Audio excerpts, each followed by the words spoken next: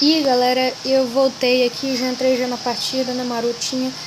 E já está começando, pá. Eu não consegui.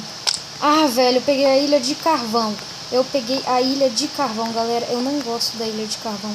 Eu nunca gostei, nunca vou gostar. Nossa, velho, nunca gosto dessa ilha. Nossa, vai me dar uma raiva, galera. Me dá uma raiva aqui nessa... Meu Deus, olha os lag. Olha os lag. Odeio esses lag marotinho. Velho. Por que tem que ter esses lag aqui? Galera, olha o segredo aqui, ó. Eu vou mostrar um segredo aqui pra vocês.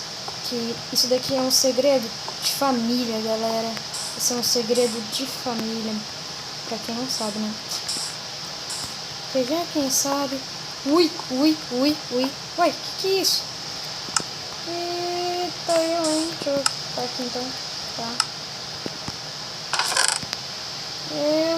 Lag marotinho aqui, viu? Ó, com certeza já tem uns hackers aqui, já sei disso, já. Agora, olha o segredo, galera. Olha o segredo marotinho aí, ó. Olha o segredo marotinho. E o que tem debaixo disso daqui, galera? Olha, de vez em quando tem outras coisas, né, coisa e tal. E tem um cara de outro, mas não vou enfrentar ele agora não, que eu não tô com vontade não. Pois é, né? Bom, já vamos rushar aqui pra ele aqui do lado, né? Tais, normais.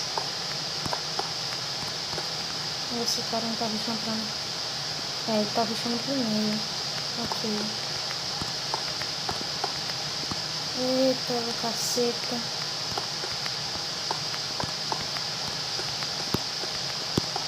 Galera, o vídeo tá saindo fraquinho assim mesmo, mas assim vai. Pá.